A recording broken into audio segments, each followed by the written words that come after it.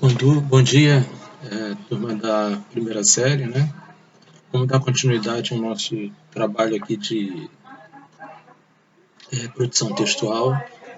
Como eu havia dito para vocês, nós já terminamos a primeira parte, né, do livro, já fizemos as correções todinhas e tudo aqui, da página 43, 44, e deixei para que vocês fizessem uma leitura sobre o próximo assunto nosso, que seria fábula, né, e conto. Inicialmente, fábula, nós vamos conversar hoje sobre isso daí. Fazendo só uma introdução, né, em termos gerais, a fábula ela é uma narrativa, ou são narrativas, que elas vieram sendo trazidas pela oralidade, né, e sempre tinham um objetivo, né, um objetivo de mostrar para dentro de uma sociedade o que está certo e o que está errado. Como nós falamos lá no início, né, de literatura, não em produção textual, mas em literatura, a literatura ela faz parte do contexto social, né? Ela dita muitas das vezes o que acontece e ela dita também o que pode vir a acontecer. É muito interessante. E essa prática era algo que era usado como ensinamento, né? De mostrar através de personagens atípicos que não poderiam ser pessoas, exatamente porque a época era uma época onde não se podia falar mal de governo, mal de pessoas e tudo. Colocava-se os animais na forma humana, né, com características humanas, daí o nome antropomorfismo, né, que é a forma humana que os animais adquiriam. Eles falavam, pulavam, raciocinavam, pensavam. Toda uma característica própria dos humanos, dos seres humanos que estavam neles, para trazer histórias que poderiam ser valiosas dentro do contexto social, né? Um cidadão grego, se chamava Esopo, ele fez uma coletânea, né? Ele juntou uma série dessas narrativas, né? Que já vinham sendo trazidas pela oralidade até então, né? E guardou isso numa biblioteca, né? Na Grécia Antiga. E foi a partir daí que outros pesquisadores, que depois se tornaram novos autores em função, como eu estou dizendo, de um contexto social, né, eles voltaram a trabalhar em cima das fábulas. Então, o principal deles foi La Fontaine, um francês, em que ele coletou todas essas obras do Esopo, né, trouxe para no século XVII, né, a época, século XVII e século XVIII, que ali estava tudo mais ou menos, era tudo a mesma coisa, né, época de monarquias e reis,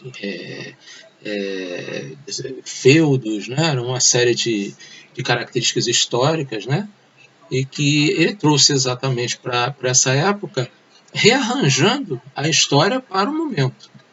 Né? Ele não ia contar da mesma maneira que o Esopo contou, mas ele ia aproveitar o contexto, né, e levar para o momento social da época. Né? Então, por exemplo, o texto da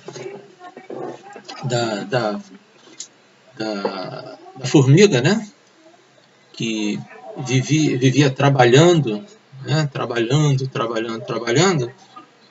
havia uma ideia como é que era visto isso na época do esôfago.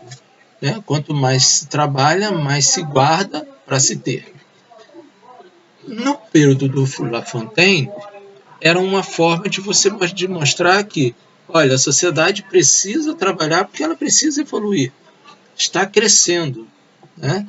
Então, usou-se a ideia do trabalho da formiga, que de grão em grão ela se junta e quando chega o inverno, ela sempre tem uma reserva.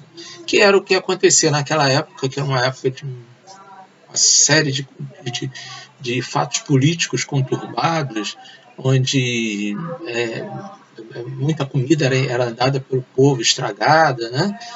E havia essa intenção de passar para a sociedade essas ideias, né? Então, o La Fontaine foi o principal deles a nível moderno, né, em termos de modernidade. Ele trabalhou dentro de uma, uma ótica para a sua época, em cima de uma política de época, tudo é histórico, tudo que eu já falei, eu falo sempre para vocês. Literatura, tudo que vem de literatura tem fator histórico muito forte. É arraigado, é enraizado, né?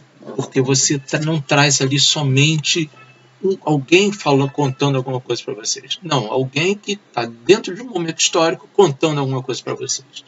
Que foi o caso do La Fontaine. Isso aí, gente, vocês não têm aqui no livro de vocês. Tem alguma coisa que eles comentaram assim muito por alto do Esopo, né? Mas é bom fazer esse comentário porque é para trazer à tona as coisas que possam vir a que vocês tenham dúvidas, a criar dúvidas aí com vocês, né?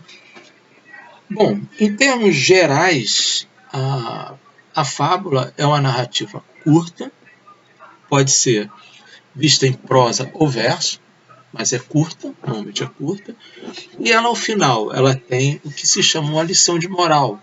Quer dizer, ela trabalha no final com uma ideia que deve ser passada para o leitor de que você tem que tirar proveito daquela história de alguma forma, né? Então, é muito interessante aqui como o livro abordou os vícios e as virtudes do ser humano.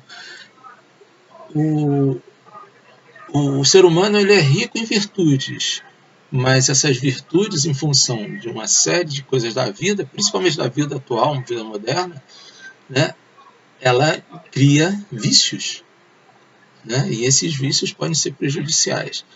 E através dessas histórias, dessas narrativas curtas, pequenininhas, e que a gente passa normalmente para as crianças, né,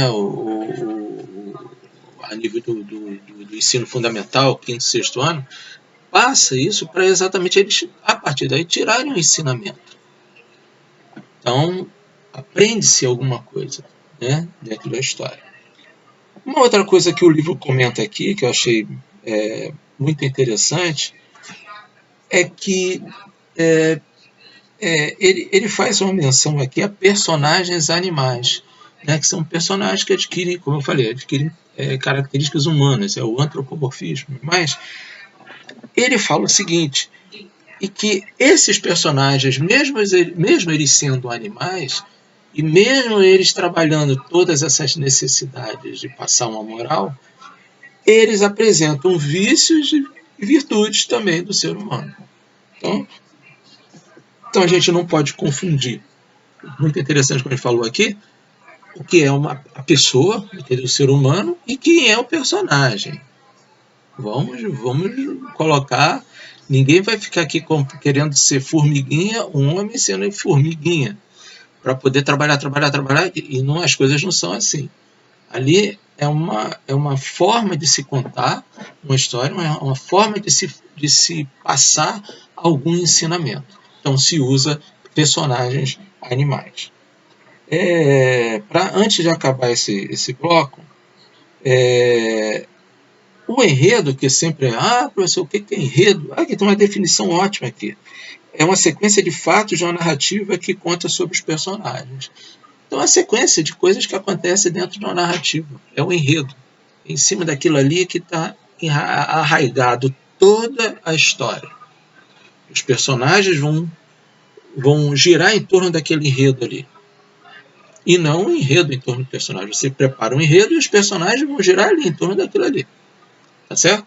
Então, muito interessante isso, que esse enredo são ações contadas, são fatos contados. Esses fatos, logicamente, que ninguém quer, ninguém viu, ninguém vê um coelho que fala igual ao ser humano, né? O cachorro, a raposa que fala igual ao ser humano, ninguém fala, ninguém vê isso. Então são fatos contados.